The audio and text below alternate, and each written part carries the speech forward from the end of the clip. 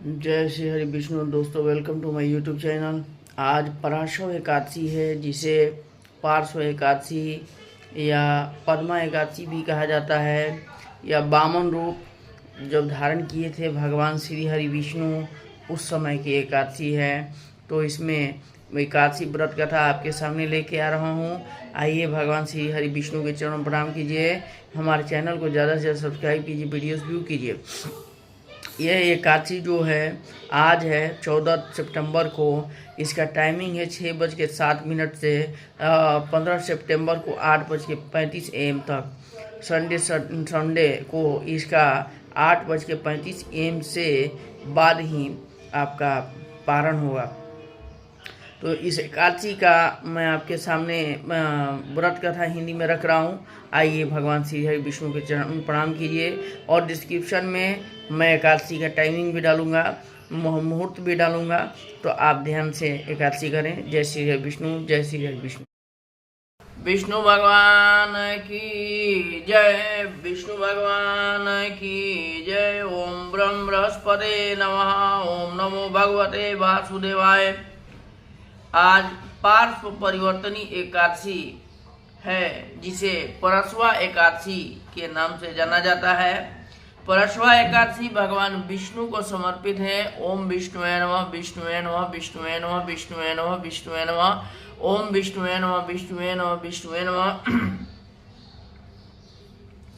इस एकादशी का व्रत कथा अभी हम लोग देखेंगे, सुनेंगे। युधिष्ठिर ने कहा, हे भगवान, आपने भाद्रपद कृष्ण एकादशी अर्थात अजय एकादशी का सविस्तार वर्णन सुनाया। अब आप कृपा करके मुझे भाद्रपद शुक्ल पक्ष एकादशी का नाम क्या है, इसकी विधि तथा इसका महात्म्य कहिए। तब भगवान श्री कृष्ण ने कहा, इस पुण्य स्वर्ग और मोक्ष को देने वाली तथा सब पापों का नाश करने वाली उत्तम वामन एकादशी का महात्म्य मैं तुमसे कहता हूँ। आप इसे ध्यान पूर्वक सुने।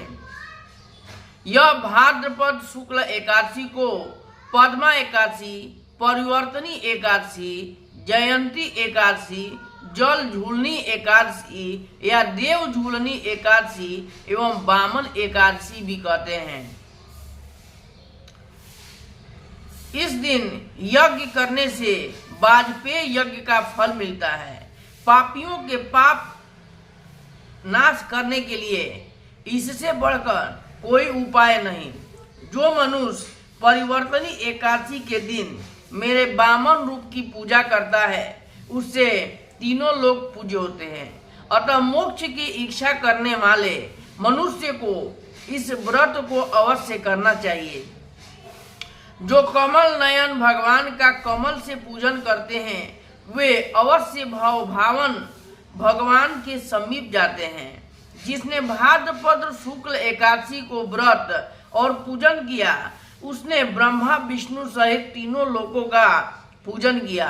अतः हरिवासर अर्थात एकादशी का व्रत अवश्य करना चाहिए। इस दिन भगवान करवट लेते हैं, इसीलिए इसको परिवर्तनी एकादशी भी कहा जाता है।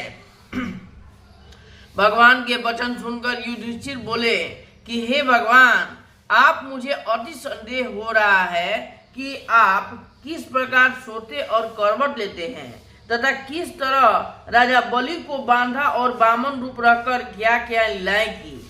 चतुर्मास के व्रत की क्या विधि है तथा आपके शयन करने पर मुझसे मनुष्य का क्या कर्तव्य है, आप कहिए। भगवान विष्णु भगवान की जय। ओम नमो भगवते वासुदेवाय। ओम नमो भगवते वासुदेवाय। ओम नमो भगवते वासुदेवाय। ओम नमो भगवते वासुदेवाय। पार्श्व एकादशी व्रत कथा। श्री कृष्ण कहने लगे, हे राजन, अब आप सब पापों को नष्ट करने वाली कथा का श्रवण करें। त्रेता युग में बलि नामक एक दैत्य था।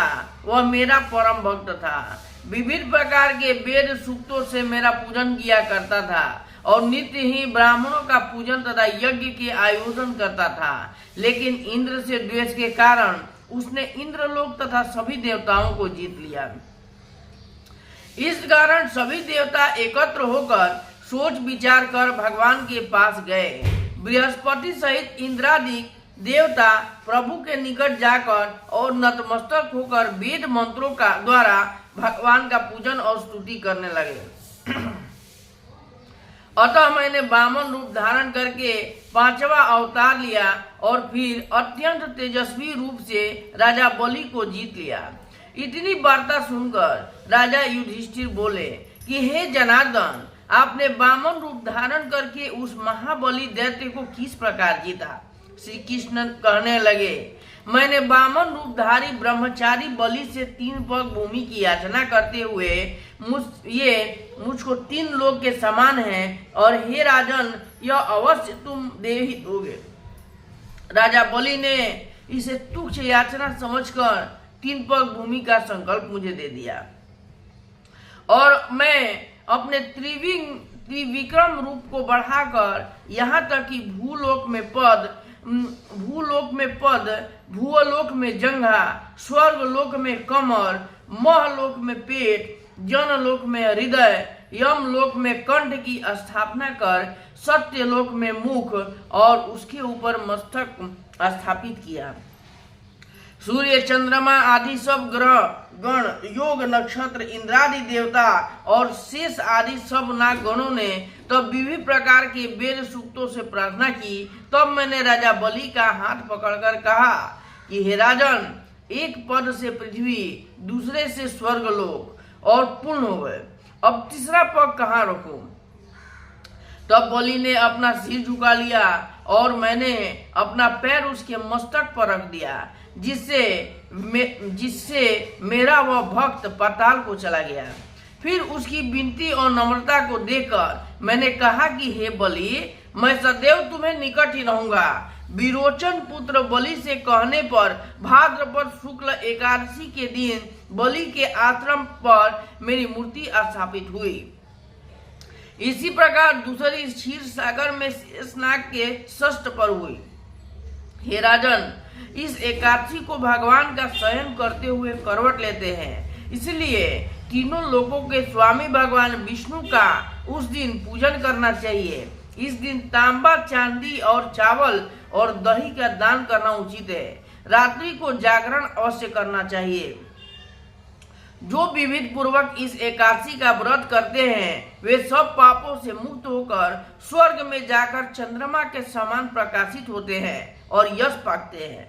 जो पापनाशक इस कथा को पढ़ते हैं या सुनते हैं उनको 1000 अश्वमेध यज्ञ का फल प्राप्त होता है। ओम विष्णुवे नमः, विष्णुवे नमः, विष्णुवे नमः, विष्णुवे नमः। ओम विष्णुवे नमः। विष्णु भगवान की जय। जय श्री कृष्ण। जय श्री हरि।